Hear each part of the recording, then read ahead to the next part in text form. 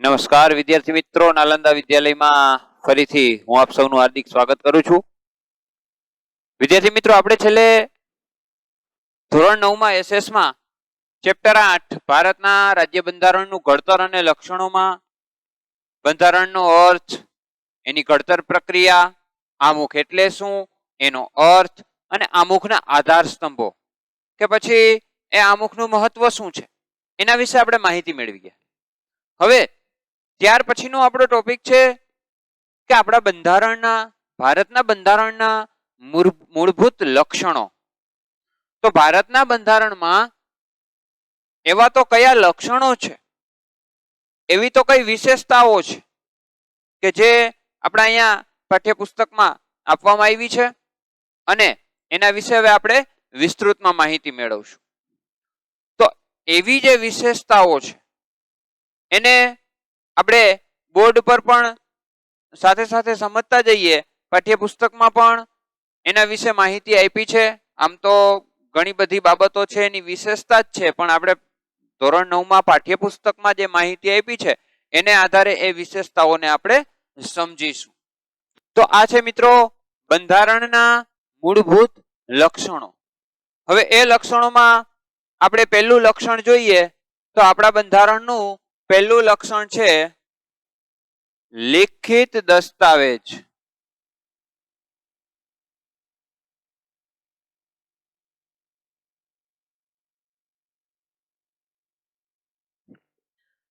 આપણું ભારતનું જે સંવિધાન છે, જે બંધારણ છે, એક પ્રકારનો દસ્તાવેજ છે અને એ દસ્તાવેજ પણ કેવો છે તો કે લિખિત છે. લિખિત એટલે લખાયેલો. હવે પાછો પ્રશ્ન ઉદ્ભવે કે શું બંધારણ અલિખિત પણ? તો આપણે અગાઉ પણ ચર્ચા કરી હતી કે હા, બંધારણ છે એ અલિખિત પણ હોઈ શકે. અને એવી જો આપણે વાત કરીએ તો વિશ્વના અમુક એવા અપવાદરૂપ દેશોની વાત કરીએ. એક બ્રિટન છે, એક ઇઝરાયલ છે કે જેવા દેશોમાં લોકશાહી હોવા છતાં પણ ત્યાં બંધારણ જે છે એ અલિખિત સ્વરૂપનું જોવા મળે છે. એટલે આપણા ભારતનું બંધારણ જે છે એ લિખિત સ્વરૂપનું છે. એની એક વિશેષતા પણ છે લિખિત દસ્તાવેજ. અને બીજી આપણે અગાઉ વાત કરી હતી એમ કે વિશ્વના જેટલા પણ લોકશાહી દેશ છે એમાં સૌથી મોટી લોકશાહી ધરાવતો દેશ અને સૌથી મોટું લિખિત બંધારણ જો કોઈનું હોય તો એ આપણા ભારત દેશનું છે. એટલે એક વિશેષતા પણ કહી શકીએ. વિદ્યાર્થી મિત્રો, એ સમયગાળા દરમિયાન ઘણી બધી એવી પરિસ્થિતિ, દાખલા તરીકે ભારતની વિવિધતા. હવે એ તો આપણે સમજી જ શકીએ કે અલગ અલગ જાતિ, અલગ અલગ ધર્મ, અલગ અલગ ખોરાક, પોશાક, રહેઠાણ, અલગ અલગ ભાષાઓ અને સાથે સાથે અમુક બાબતોમાં જે વિવિધતા જોવા મળે છે, દાખલા તરીકે ભૌગોલિક વિવિધતા.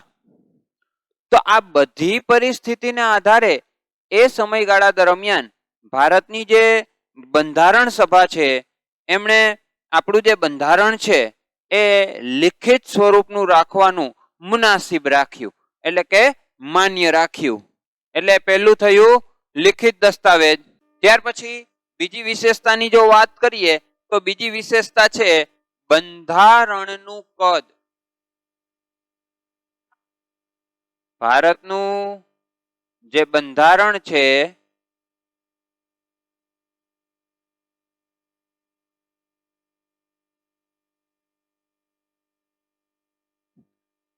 એના વિશેની વાત કરી છે. જોકે આપણે અગાઉ પણ એ બાબતે ચર્ચા કરી ગયા હતા. આપણા બંધારણની જે ઘડતર પ્રક્રિયા છે એને અંતે કેટલા ભાગો અથવા તો કેટલા પરિશિષ્ટ કે પછી કેટલા અનુચ્છેદ કે કલમો કેટલી હતી એના વિશે આપણે ચર્ચા કરી ગયા હતા. અહીંયા એ જ બાબત આપણા પાઠ્યપુસ્તકમાં પણ વર્ણવેલી છે કે ભારતનું જે બંધારણ છે એનું કદ કેવડું છે અને કઈ કઈ બાબતોનો એમાં સમાવેશ થાય છે. દાખલા તરીકે જોઈએ તો જ્યારે બંધારણ છે એ ઘડાયું ત્યારે એમાં કેટલા ભાગ હતા, કેટલા પરિશિષ્ટ હતા અને કેટલા અનુચ્છેદ હતા, જે આપણે અગાઉ પણ એના વિશે ચર્ચા કરી ગયા છીએ. દાખલા તરીકે ભાગની વાત કરીએ તો બંધારણ ઘડાયું ત્યારે કેટલા ભાગ હતા? તો કે 22. પછી પરિશિષ્ટ કેટલા હતા અને અનુચ્છેદ કેટલા હતા? તો કે પરિશિષ્ટ એ સમયે હતા 8 અને અનુચ્છેદ 395. 395. હવે આ વાત થઈ જ્યારે બંધારણ ઘડાયું હતું ત્યારની. હવે આપણી બંધારણની હજી આગળની વિશેષતાઓ આપણે જોશું ત્યારે ચોક્કસ એ મુદ્દો પાછો આવશે કે આપણું ભારતનું બંધારણ છે એ પરિવર્તનશીલ છે. સુપરિવર્તનશીલ પણ છે અને થોડા ઘણા અંશે એ દુષ્કર પણ છે. તો એ દુષ્કર કેવી રીતે, સુપરિવર્તનશીલ કેવી રીતે? તો કે ભારતના બંધારણમાં સુધારો થઈ શકે છે કરવો હોય તો એના વિશે આપણે પછી વિસ્તૃતમાં માહિતી મેળવશું. પણ એ સમયે બંધારણ સભાના જે ભાગ છે, પરિશિષ્ટ છે, અનુચ્છેદ છે એ હતા, એનાથી અત્યારે ફેરફાર છે. દાખલા તરીકે ત્યારે બંધારણ ઘડાયું ત્યારે 22 ભાગમાં વિભાજિત થયેલું હતું. અત્યારે એની સંખ્યા છે 25. પરિશિષ્ટ તો કે 8 હતા, એની જગ્યાએ અત્યારે છે 12. તો આ શું થયું? ફેરફાર. આ અત્યારનું કરંટ છે. જો કે પાઠ્યપુસ્તકમાં જે પ્રિન્ટ થઈને આવે અને પ્રશ્નો પરીક્ષામાં પૂછાય તો આપણે પાઠ્યપુસ્તકને આધારિત જવાબ આપવો પડે અને કરંટ આપીએ તો એ જનરલ નોલેજ માટે છે. તો 395 હતા અનુચ્છેદ, એની જગ્યાએ થઈ ગયા 465.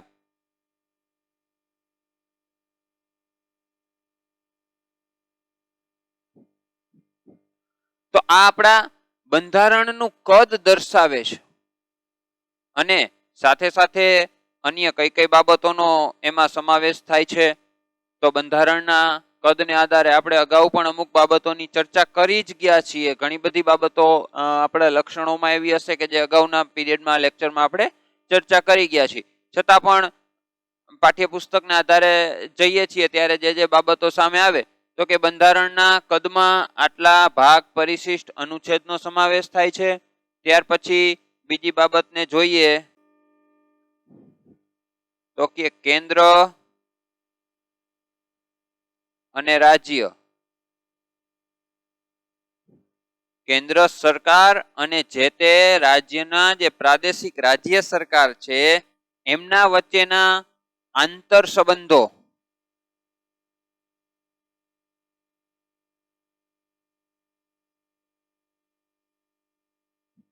વિશેની વાત આપણા બંધારણમાં થયેલી છે. ત્યાર પછી બીજી બાબતો જોઈએ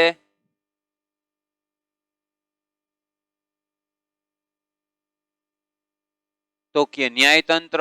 ન્યાયતંત્ર વિશેની સમજ પણ આપણા બંધારણમાં આપેલી છે. અલગ અલગ જોગવાઈઓ કે ન્યાયતંત્ર પાસે કેટલી સત્તાઓ છે, કઈ કઈ બાબતોમાં એ પોતાનો નિર્ણય આપી શકે. ત્યાર પછી ન્યાયતંત્ર સ્વતંત્ર છે, એવી જ રીતે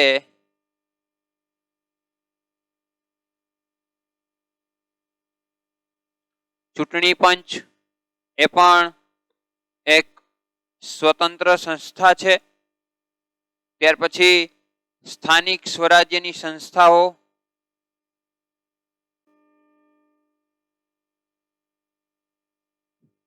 તો કે સ્થાનિક સ્વરાજ્યની સંસ્થાઓમાં આપણે ત્યાં ત્રિસ્તરીય માળખું આપણે અપનાવેલું છે. ગ્રામ પંચાયત, તાલુકા પંચાયત, જિલ્લા પંચાયત. તો આવું જે સ્થાનિક સ્વરાજ્યની સંસ્થાઓ છે એના વિશેની માહિતી પણ આપણા બંધારણમાં આપેલી છે. ત્યારબાદ લઘુમતી,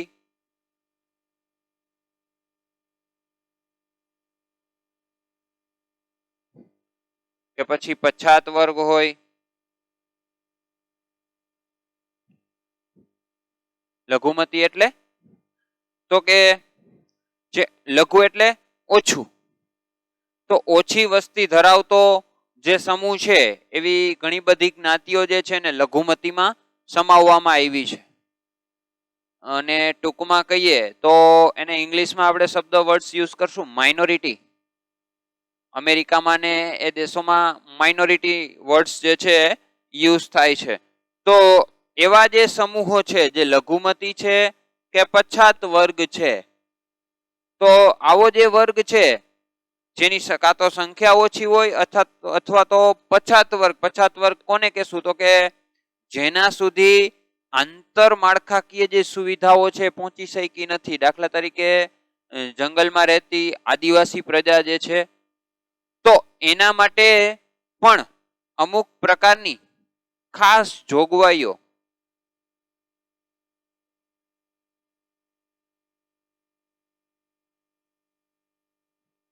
જે છે એ આપણા બંધારણમાં દર્શાવવામાં આવી છે.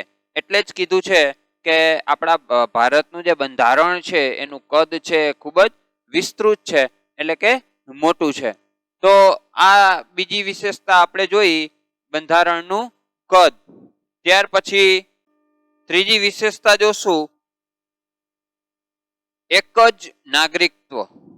આ બાબત પણ ખૂબ જ મહત્વની છે, કારણ કે ઘણી બધી જગ્યાએ દાખલા તરીકે ઉદાહરણ તરીકે જોઈ લઈએ તો વિશ્વનો મહાસત્તા ગણાતો દેશ એટલે કે અમેરિકાના જે વતનીઓ છે એમની પાસે બેવડું નાગરિકત્વ જોવા મળે છે.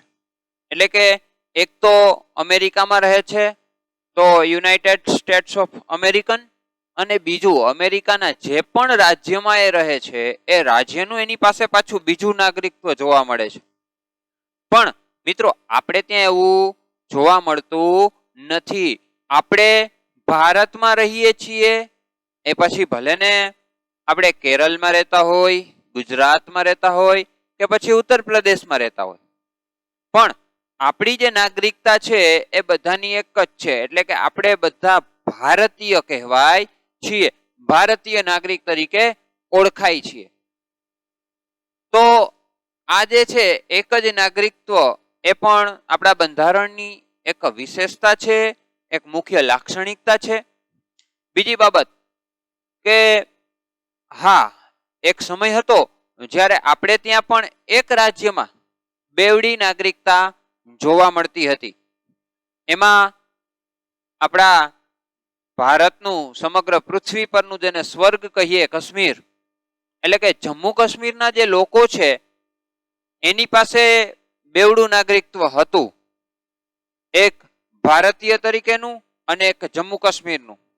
પણ હમણાં જ થોડા સમય પહેલા કેન્દ્ર સરકાર દ્વારા લેવાયેલો નિર્ણય, બંધારણમાં સુધારો, અને એ જમ્મુ કાશ્મીરમાં જે બેવડું નાગરિકત્વ જોવા મળતું હતું એ હવે જોવા મળતું નથી. એટલે એ આપણા બંધારણની એક મહત્વની લાક્ષણિકતા છે કે આપણે ત્યાં એક જ નાગરિકત્વ જોવા મળે છે. તો આ થઈ એની ત્રીજી લાક્ષણિકતા. ત્યારબાદ ચોથી લાક્ષણિકતા વિશે વાત કરીએ વિદ્યાર્થી મિત્રો, તો ચોથી લાક્ષણિકતા પાઠ્યપુસ્તકને આધારે છે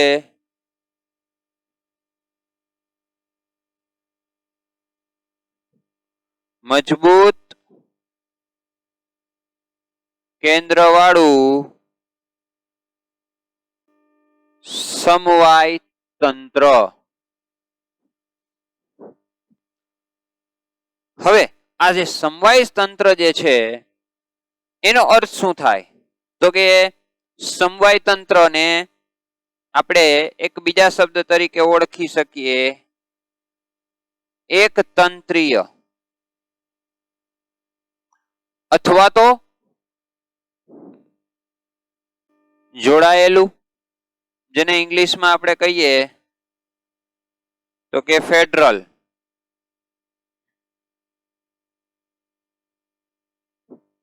પણ વિદ્યાર્થી મિત્રો આપણા બંધારણમાં ક્યાંય ફેડરલ શબ્દનો ઉપયોગ થયેલો નથી.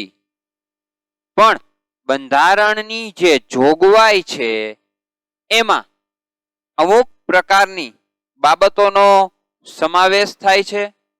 એટલે કે ભારતને એક રાજ્યનો સંઘ યુનિયન ઓફ સ્ટેટ તરીકે વર્ણવાયો છે. અને આમ ભારત જે છે એ એક સંઘીય રાજ્ય છે. કેવું રાજ્ય છે? તો કે સંઘીય.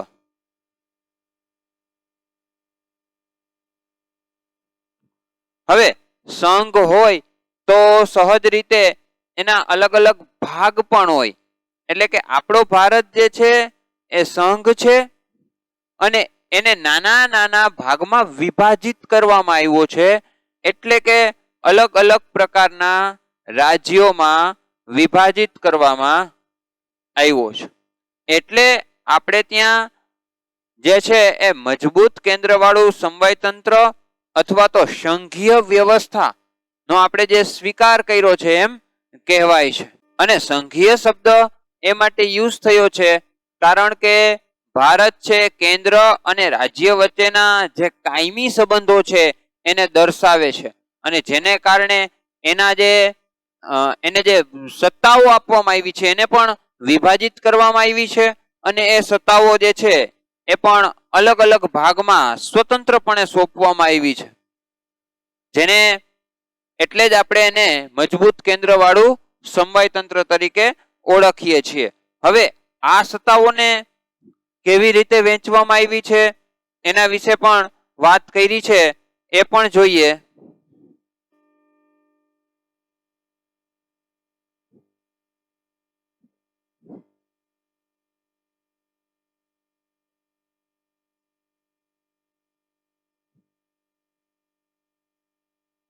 પહેલું છે કેન્દ્ર યાદી, બીજું છે રાજ્ય યાદી અને ત્રીજો ભાગ છે સંયુક્ત યાદી. તો વિદ્યાર્થી મિત્રો, આ અલગ અલગ પ્રકારની આપણા સમવાય તંત્રની યાદી છે. અલગ અલગ યાદીને આધારે અલગ અલગ સત્તાઓ જે છે એ સોંપવાની જે કામગીરી છે એ પણ આપણા બંધારણની જોગવાઈમાં આપેલી છે.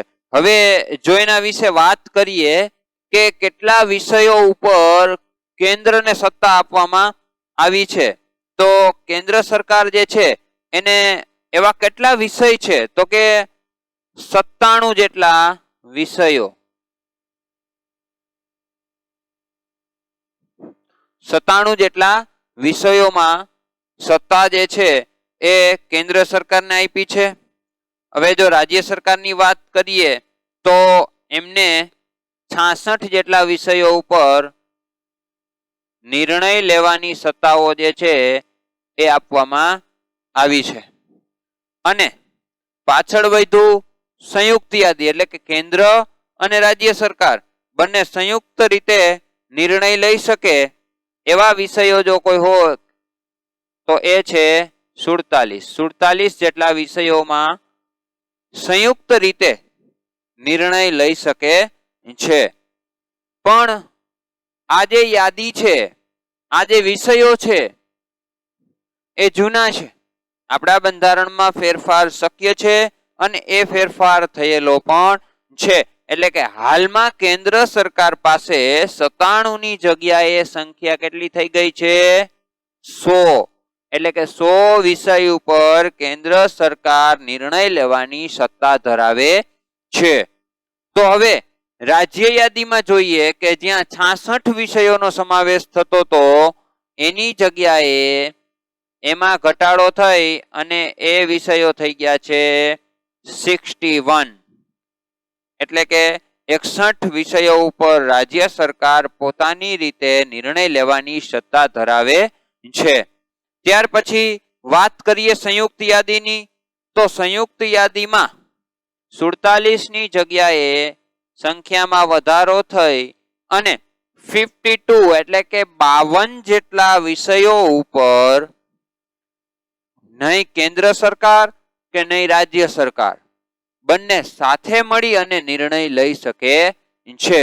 તો આ વાત થઈ જે તે કેન્દ્ર સરકાર, રાજ્ય સરકાર એમના કાર્યના વિભાજનને લઈને, અને જે તે સમયે એ સત્તા જે છે એ પ્રાપ્ત થઈ છે તો એના ઉપયોગ બાબતે ક્યારેય મતભેદ પણ સર્જાય. દાખલા તરીકે કેવા કેવા વિષયોનો સમાવેશ થાય છે કેન્દ્ર યાદીમાં, કે પછી રાજ્યની યાદીમાં, કે પછી સંયુક્ત યાદીમાં. તો વાત કરીએ તો કેન્દ્ર યાદીમાં કેવી બાબતોનો સમાવેશ થાય છે? તો કે સંરક્ષણ છે, બેંક છે, અણુશક્તિ છે,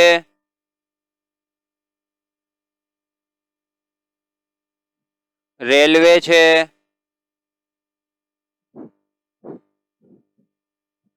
વિદેશી બાબત હોય,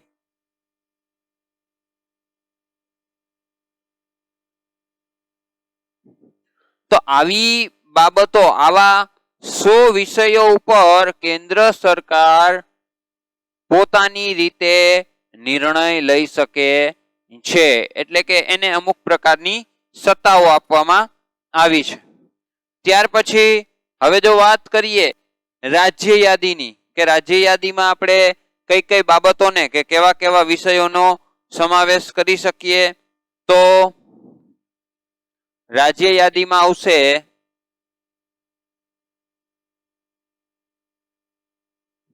કાયદો, વ્યવસ્થા, કૃષિ અને સિંચાઈ,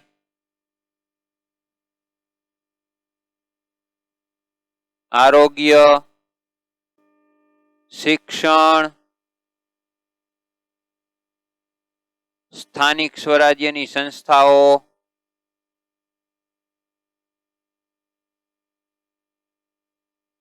તો આવી જે બાબતો છે એની ઉપર રાજ્ય યાદી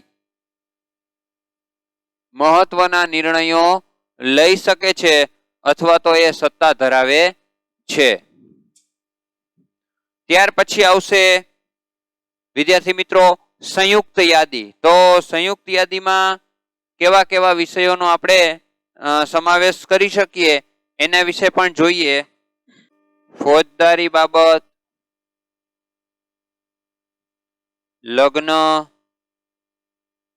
છૂટાછેડા, ભરણ પોષણ, આવા 52 જેટલા વિષયો ઉપર સંયુક્ત એટલે કે કેન્દ્ર સરકાર અને રાજ્ય સરકાર સંયુક્ત રીતે નિર્ણય લઈ શકે છે. હવે બાબત એ જોઈએ કે વિદ્યાર્થી મિત્રો ક્યારેક જો આ બાબતમાં વિરોધાભાસ જન્મે તો, દાખલા તરીકે કેન્દ્ર સરકાર અમુક બાબતો માન્ય રાખે છે પણ રાજ્ય સરકારને એ બાબત માન્ય નથી, તો એટલે એક બીજી બાબત અહીંયા કીધી છે કે કેન્દ્ર સરકારને સંયુક્ત યાદીમાં વિશેષ સત્તા આપી છે. એટલે કે જો ક્યારેય વિરોધાભાસ જન્મે, મડાગાંઠ ઊભી થાય તો એ સમયે કેન્દ્ર સરકાર પાસેની જે સત્તા છે એ ચડિયાતી ગણાશે. એટલે કે કેન્દ્ર સરકાર અને રાજ્ય સરકાર બંને સાથે મળી અને નિર્ણય લેશે, પણ જો કેન્દ્ર સરકારને રાજ્ય સરકારમાં વિરોધાભાસ અનુભવાશે તો કેન્દ્ર સરકારની જે નીતિ છે, જે વિચારધારા છે એ માન્ય રહેશે. તો આ બાબત થઈ એ સંયુક્ત યાદીની. હવે આપણે સમવાય તંત્રમાં મુખ્ય બાબત જોઈએ કેન્દ્ર યાદી, રાજ્ય યાદી, સંયુક્ત યાદી. હજી પણ જો કોઈ બાબત રહી જતી હોય કે કોઈ એવી બાબત સામે આવે કે જેનો સમાવેશ આ વિષયમાં થતો નથી, તો એના માટેનો એક બીજો પોઈન્ટ છે, એક બીજી સત્તા જે છે જેને કહેવાય શેષ સત્તા.